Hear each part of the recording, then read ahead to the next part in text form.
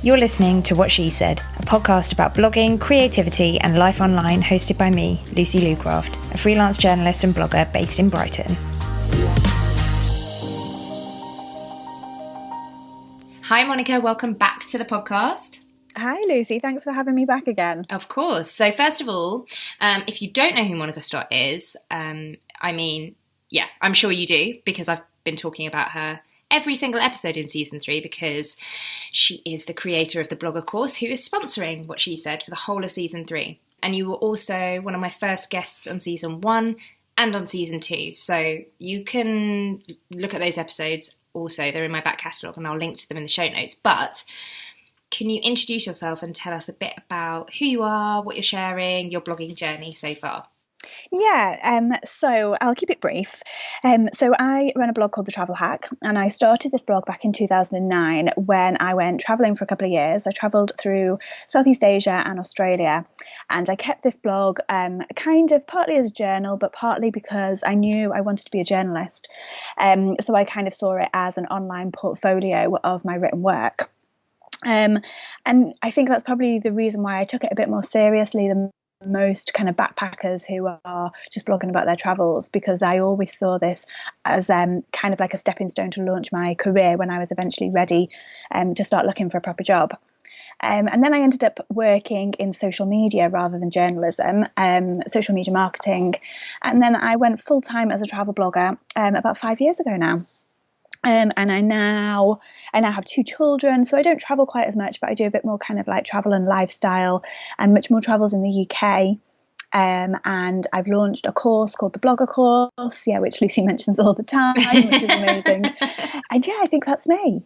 And I should say, so we've known each other for a little while now and have moved in the same kind of blogging circles for quite a while, because I started out in travel blogging, and also I did Monica's course. So I did it, I paid for it myself. It was completely organic partnership in that I did the course and then I just couldn't stop raving about it, because even though I would say that I don't think I could call myself a travel blogger anymore, but it's such a good course. And the one thing, or not the one thing, but the thing that was my light bulb moment, and what we're going to talk about today, is niche. Yeah. And I think everyone who does the course, everyone has a certain chapter that is really like you say, like the light bulb moment, and they read a certain chapter and they're like, yes, this is making everything so much clearer for me. And for a lot of people, it is the niche chapter. And they are, I think we're going to do a live in my Facebook group to talk in depth about a lot more of the chapters in the blogger course, because it's really meaty and there was a lot of light bulb moments basically for me, but the biggest one was niche. And I am notoriously someone who hated niche. Hated the idea of niche. I remember. You're very anti-niche. Yeah, which is so ridiculous. And I realise now why. So using me as an example, I think before I did the course, in fact, I've written a post called No Niche, and I don't need a niche, I'm great as I am.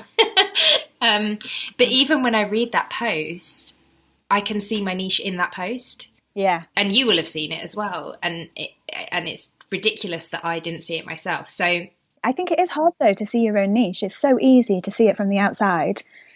That's part of the reason why I love doing the course, because there's so many things I struggle with my own blog. But when, as an outsider looking at someone else's blog, you can just see all the answers, and you can see what someone's niche is straight away, and they can never see it themselves. Well, let's use me as an example then. So I don't know if I'm even the same as where I was when I did the course. I think I was even a bit muddled then, but I could see my niche so much more clearly, and I began to niche down from that moment. As soon as I took the course, I started understanding what I was offering to people, who my audience was. And for me, it's pretty easy because my most engaged and kind of profitable audience as well is through my podcast and through Instagram. So it is really easy for me, in a way. It's really easy for me to see what I'm offering and what my niche is. What I'd quite like to do is use me as an example, and then if you can talk through the pitfalls of maybe what I was thinking and where I am, if that makes sense. Yeah. So I started out as a travel blogger, and then I branched out into lifestyle and was just writing about anything. But I didn't really want to call myself a lifestyle blogger. And I would have said my niche was, I was always clinging to the travel. So I was like, oh, well, I'm a travel and lifestyle blogger, which isn't a niche. Yeah, that's one thing I talk about, actually, especially sort of lifestyle. And I get it that people like to call themselves lifestyle bloggers, but lifestyle isn't a niche, because one thing I say in the course is like, my brother's lifestyle is very different to my lifestyle. So lifestyle is just too broad. And even my lifestyle is different to my mum's lifestyle. My lifestyle is probably different to your lifestyle. Mm-hmm. So it's just too broad. Yeah, and even down to motherhood or whatever I threw in, I can never quite. I started to add more and more topics in, and then think, oh, that I'm kind of niching down. And then eventually you pointed out to me, oh, I think you've got a really obvious niche. Your niche is your audience. And that for me... You've got such a strong niche. That for me was such a game changer. Can you talk a bit about that concept, as in your niche being your audience? Yeah, so this is one thing that, I like to think about more. So it's too kind of restrictive to say you're a travel blogger or you're a parent blogger or you're a fashion blogger or a food blogger, because most people don't just want to stick to that one thing, because we're so much more than just that one thing. And I think if you're just blogging, if you're blogging to make money, I think it's a good idea to stick to a niche such as that, like just food or just parenting. So you are the 100% expert on that topic.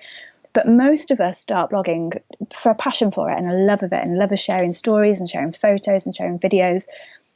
So you want to blog about all aspects of your life. So it's easier to think, rather than about just one topic, to think about your audience and who you're blogging for. And for you, I always thought it was really obvious that your audience were people like you. So mums who have just, have very young children, people who are adventurous and like to travel, but are also very interested in blogging. And it's women of a very particular age, probably I'd say about, I don't know, late 20s to early 40s. Mm-hmm. And it was just a very specific type of person. And I talk about in the course as well, Hannah Gale being a good example of someone whose niche is her audience. So she blogs about loads of different topics, but she blogs very much for women in their 20s and 30s. And now I suppose it's changing a bit now that she's had a baby. So it's sort of probably people on the cusp of having babies. She's probably got a very particular type of person. I would imagine it's young professional women, probably in relationships like she is, probably living in London or on the outskirts of London, or, sort of city life. And it's a very particular type of person. And that person doesn't just like fashion, or doesn't just like food, or doesn't just like home interiors. They like lots of different things. So there's nothing wrong with blogging about loads of different things, but all things for that one person. And Sophie Cliff is another really good example of this. She's very similar to Hannah Gale, I would say, in that she writes about loads of different things. And to use the example to go back to Hannah Gale, I think a heap of her audience won't even be interested in having babies, but they'll follow her. They would follow her pregnancy and her, motherhood journey because they love her. Yeah, definitely. Or they might be like sort of, really young, and they might want children in 10, 15 years time or something. Yeah. So it's sort of, I found that a little bit with my blog. Not a lot of my audience have children.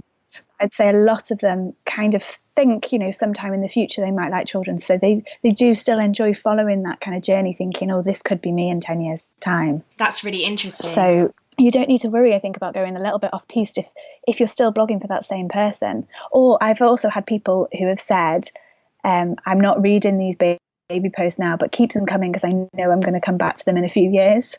So things like that, like, it doesn't matter if you go a little bit off piste, if you still keep this person in mind, and the one person that you're blogging for. And one thing I talk about in the course as well is kind of making one person from your audience like the main person you're blogging for, and think about this person and create a little character for them as if you were writing a novel. I've never written a novel, so I don't really know, but I think I think authors create like character bios, and they'll write pages and pages about each character, and they make them into a real person. And if you can do this for your blog, this one person you blog for, it just makes it so much easier, because everything you write, you can think, would my audience like this? Would that one person like this? And try not to get too distracted, because there's always some random person reading. Like I don't really blog for, like, say, older men, but there's a few older men out there who are very, very opinionated, and I'll write something and they won't like it, and it really get to me, and I think, oh no, they don't like it. But then I think, actually, this 70-year-old man isn't my target audience. That's not who I'm writing. He's not my niche, so I don't need to worry about what this man thinks. I think one of the powerful things about niche is exactly what you've just said, is that it's like a filter, isn't it? You don't have to feel like you're getting distracted by, there's so many distractions in blogging. Yeah, definitely. I think anything that can just make things a little bit clearer and a little bit simpler, can only be a good thing. And do you find that your niche translates across your social media platforms as well? Like, are the people who are most engaged on your Facebook page the same as your Instagram, the same as your blog readers? Or are they different people within a kind of journey, as it were? I think they're probably a bit different, actually. I would say on Facebook, but I think this is true across all of Facebook. My audience there are a little bit older. So they do, and there's more people, I think, follow me on Facebook. So personal things, things about motherhood tend to go down well on Facebook. Twitter, I think it's just a big mixture. And Instagram, I haven't got a clue on Instagram. Instagram changes every day. I've got no idea. They're so fickle. I think it is different. But I don't want it to be different. I want it to be the same kind of people across them all. So I just try and be myself and just be true to myself across them all, and just hope the right people find me, really. And I think actually that makes sense, doesn't it? Because you are putting your energies into the social media platforms that you resonate with most. So Instagram, I know, isn't your favourite platform. So it makes sense to me when you said, I don't know, on Instagram, because I know it's not like the one that gives you the most joy. yeah, definitely. Whereas for me, it's it's the best. It's my favourite. I love it the most, and so therefore I put my energy into it, and therefore I reap the most rewards in terms of engagement and in terms of everything. Definitely. I think it's the same for anything. The more you put into it, the more you get out of it. But I think as long as you're just kind of being yourself across them all, I don't try and produce content for different audiences across different channels, because I don't know, that's just not true to me. I just try and be myself and just share me across them all, really. So what would you say are the biggest stumbling blocks, especially in terms of niche at the start? I know what mine were, and I hear other people getting cross about niche. Why do you think that is, and what do you think the stumbling blocks are? I think this is going to get a bit deep, I think, now. Most people don't know their niche, because your niche really is who you are as a person. And it's quite a big thing, like, who are you? If you know what I mean. That's a really deep, really difficult, really just a really hard question to answer. And I think some of the best bloggers out there are very sure of who they are and very happy with who they are and very confident with who they are. And I think when that starts to shine through, when you really know who you are, it makes things a lot easier, because you don't start comparing yourself to other people. You don't start thinking, this person's doing this, I should do that too. You think, I'm happy doing what I'm doing. This is what I'm doing, and this is the way I'm going to stick with it, because this is me. And I think that's a really difficult thing to do. I think especially like when I was younger, I didn't know what I was doing. I didn't know where I was going. I didn't know like what direction my life was going in. And I felt like this kind of showed in my blog as well, because I was just sort of flitting here, there and everywhere.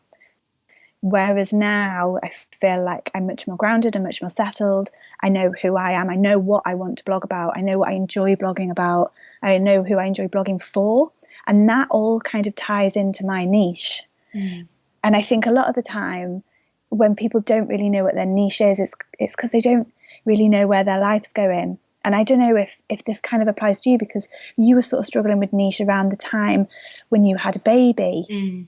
and you don't really know what direction your life's going to go, and you don't know if your baby's going to 100% take over everything, or if you're going to want to still keep different side projects, or you don't know how much of your life as a mother you're going to want to share. You just don't really know what direction you're going in, so that makes it really hard. And yeah, now I'm assuming that you're sort of a bit more settled and a bit more like, you're kind of a bit more together about the whole motherhood thing. You know exactly what you're doing, so it makes it a bit easier to make decisions based on who you are, and that translates into your niche. I never even thought about it like that, and actually, yeah. So when I was really struggling with it, it was when I was pregnant and I didn't know where I was.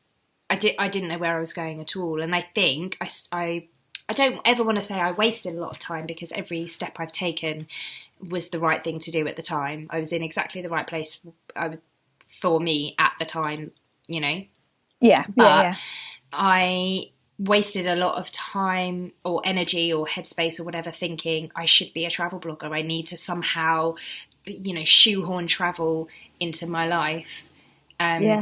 When really and that until fairly recently, I was like, I need to make sure I do at least a travel post every other week.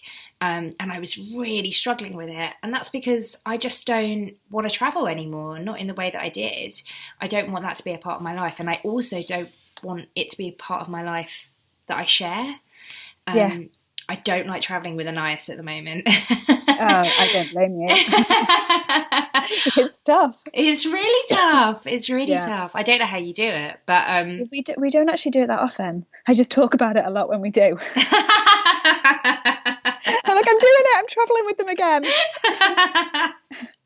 So, but I had a similar thing as well, because once I had like the 2 kids, I thought, I should be a family travel blogger. But I'm the same as you. I don't really like traveling with the kids. I like going on holiday with them.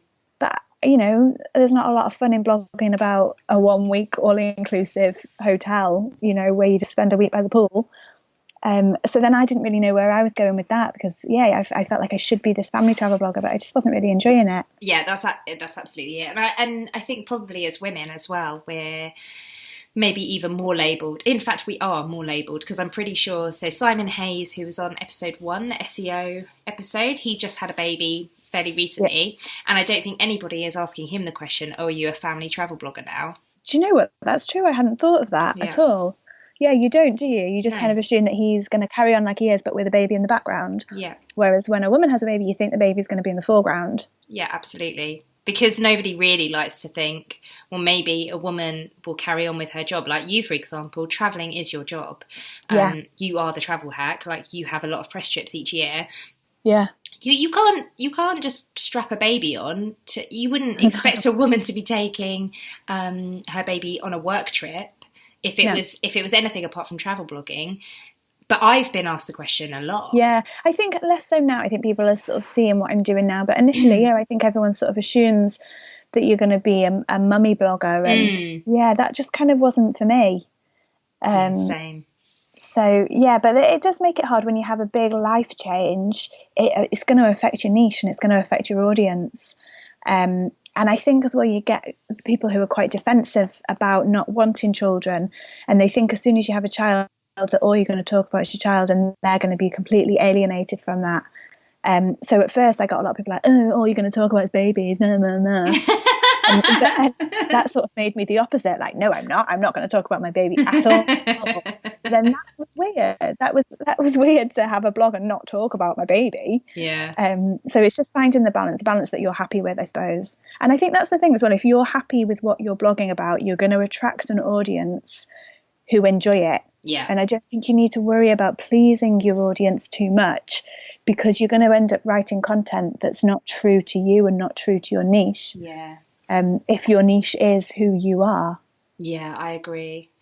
And it's funny how we all some people are really, really quick to get to this. Like you say, it's the people who have a very strong sense of self, just know what they're about and aren't having any wobbles. But for quite a lot of us, it takes a while to find our feet. And especially, when you're self-employed, which you are as a blogger, it's hard because you don't necessarily feel like you don't have an HR department to go to. You don't have anyone to like touch base with. Yeah. But I think it's so good if you do have like a blogging BFF, or actually probably not even a blogging BFF, because they're going to be quite involved in you and your blog as well. Yeah. Sometimes a complete outsider really helps, because I get loads of people on the course saying, oh, I don't know what my blog is. And honestly, within 10 minutes of looking at their blog, I can see what their niche is. 100% see what their niche is. So yeah, sometimes just ask someone, just like, what do you think it is?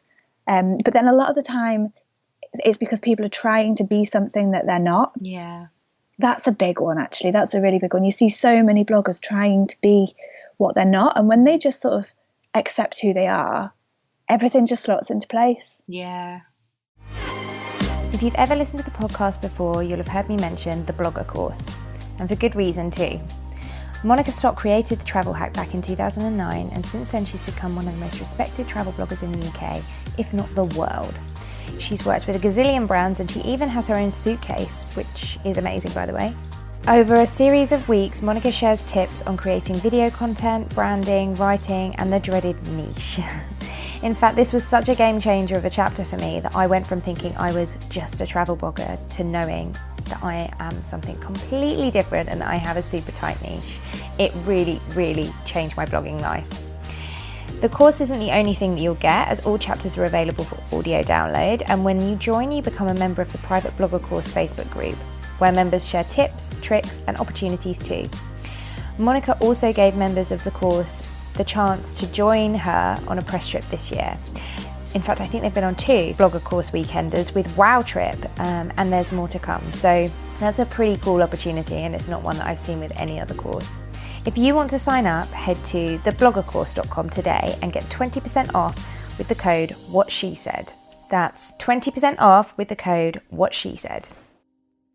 It's easier said than done, but I 100% agree with you that if you can shut out the noise and just do what you want to do, contrary to what people think, doing that is bucking the idea that you have a niche. Actually, it's the opposite. Doing what you want to do is actually niching down. Yeah, it is. Yeah, it sounds like we're kind of going further away from niche, but it's not, because if you're a personality blogger, your personality is your niche. So you've just got to know what your personality is. Which much easier said than done. And what about because obviously we all, especially as people get older, life circumstances change. With the best will in the world, like you might be like me, you were a massive travel addict. I was traveling non-stop for 3 years, and now I just never want to travel at all. What happens then? What happens then? How do you circumnavigate that, as it were?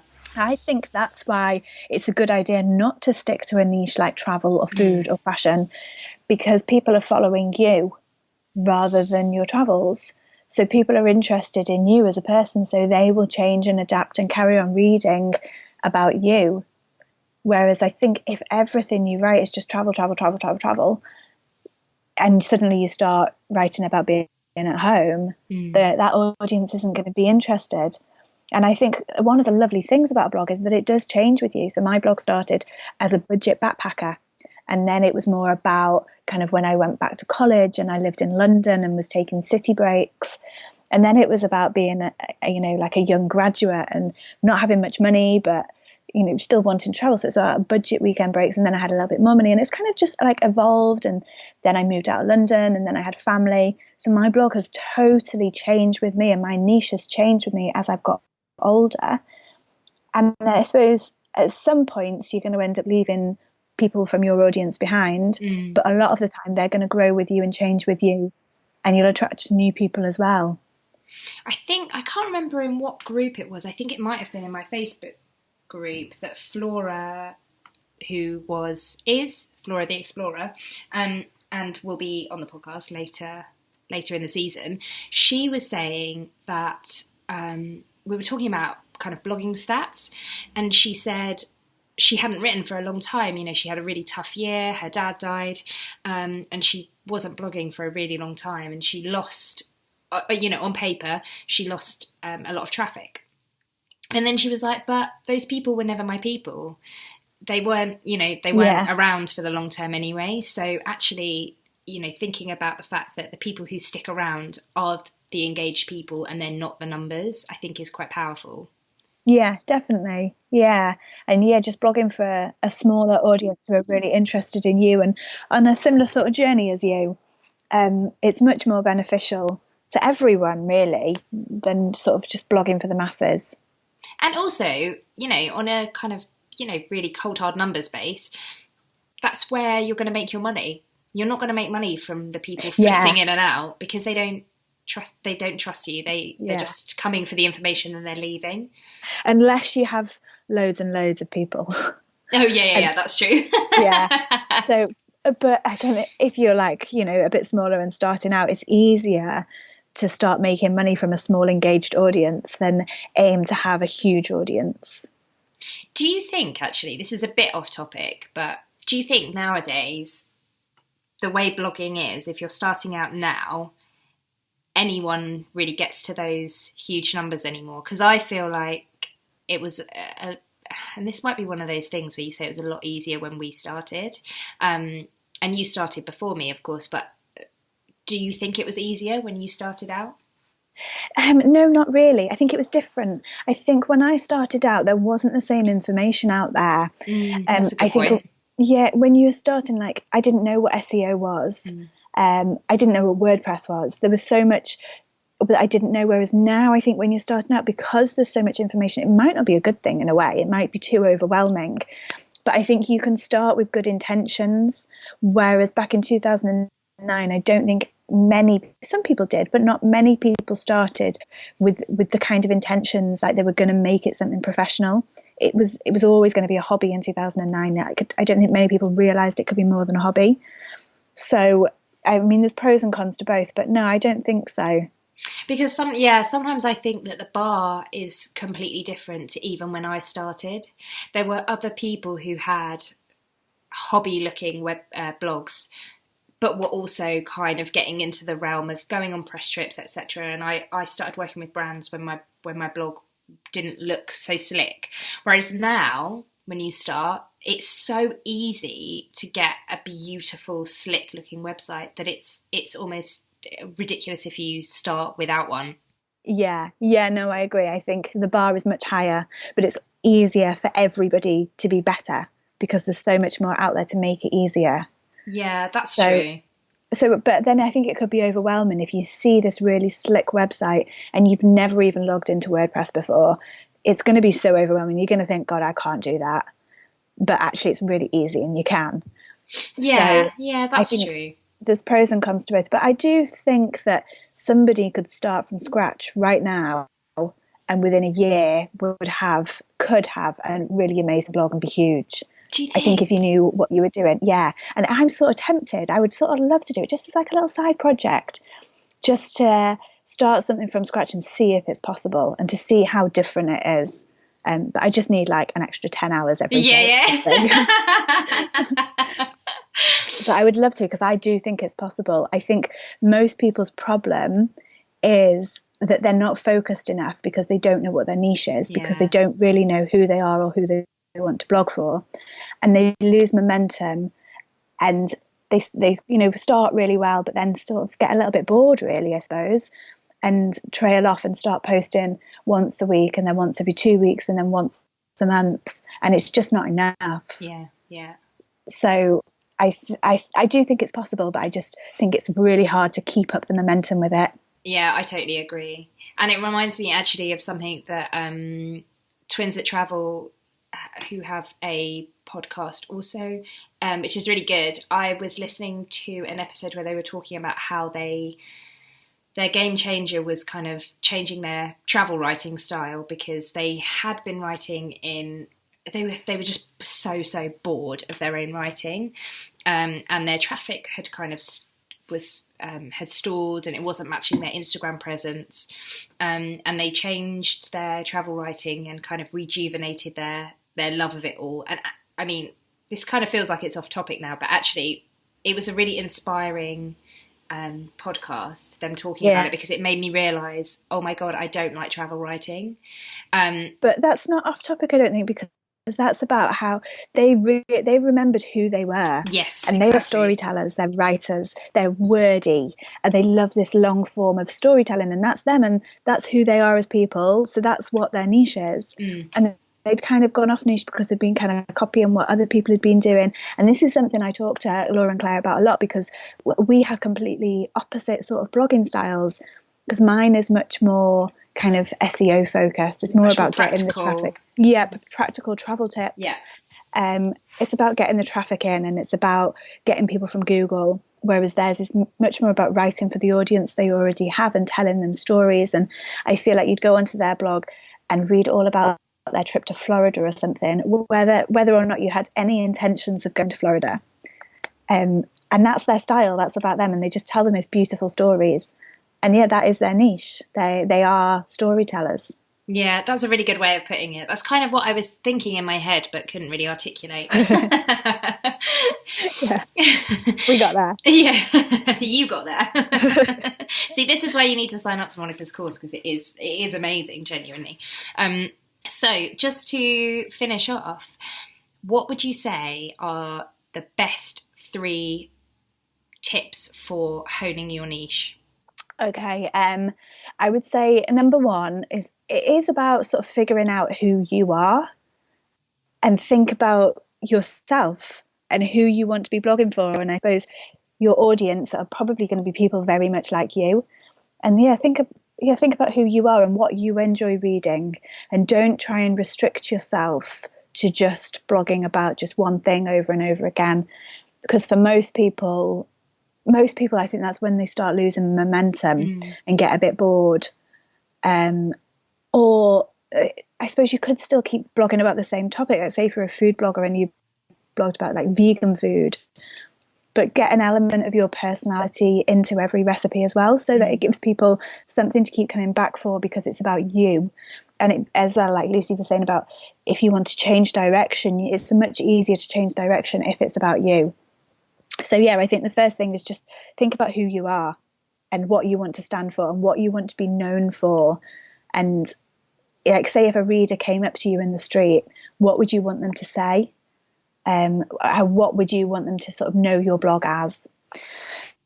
So yeah, know who you are. And then I suppose my second one would be this a little challenge actually that I talk about in the course, and it's called the 100 blog post title challenge, which isn't a very creative name, but basically something that I like to do is, say if I'm just not feeling very inspired, I'll just sit down and start writing ideas for blog posts. And what you should try and aim to do is write 100 blog post ideas.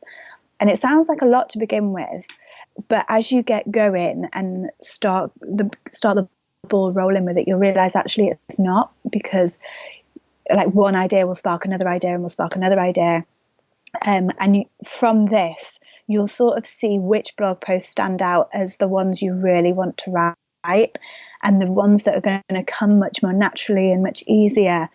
And then that makes it a bit easier to see what your niche is. Like, say if you were a travel blogger and you were writing about a trip to Paris, you might write about, what you wore in Paris and where you stayed in Paris and where you ate in Paris and where to shop in Paris. And you'll start writing blog post titles about these things, and there will be certain ones that will stand out. And you might think, actually, all I want to write about is what I wore in Paris and where I went shopping in Paris. And then you'll start thinking, actually, shopping and fashion, and that's my thing. That's what I love the most. So yeah, writing out a big long list of things that potentially you could write and thinking about the ones that just feel the most natural to you, that will help with your niche. And number 3, I don't know. I think just about being true to yourself. Yeah. Trying not to look at what everyone else is doing. And yeah, just carrying on with what you love and what feels natural. I think that's really powerful, because even in that blog post that I referred to where I was saying no niche, I was being really cross about the fact that I had no niche. What I said was, I am my niche. There you go then. Yeah, so I'd sort of worked it out, but I hadn't worked it out then. And yeah, I think that's super brilliant tips. Thank you so much, Monica. Where can everybody find you online? So everywhere I am the Travel Hack. So my blog is thetravelhack.com, across all social media, just the Travel Hack. And then my course is the Blogger course. How much is it and where can people buy it? So if you just search for the Blogger course, or the URL is courses.thebloggercourse.com, it's currently priced at £125, and there is a 3-month payment plan, which makes things a bit easier. So it's a 12-week course, and you are kind of drip fed a module every single week, but then you've got lifetime access to it, so you can dip in and out for as long as you want to. And it's brilliant. I can attest to how brilliant it is. All the links will be in the show notes. Thanks for listening. You can find me at Lucy Lucraft everywhere. You can find old episodes of What She Said over at lucylucraft.com, where you'll also find me chatting about all things blogging, travel, vegan life, and zero waste living too. If you enjoyed this episode, you know what I'm going to ask you. Please think about leaving a review for the show. It genuinely makes a massive difference to me. And I really, really appreciate every single review you leave. I read every single one. They're really, really kind, and sometimes I even have a little cry when I read them because they're just so, so lovely. I respect and admire and appreciate every single one of you, whether you leave a review or not. I love that you listen and reach out and tweet me and whatever. And just remember that every review that you leave, I give £2 to charity. The charity this month is Endometriosis UK.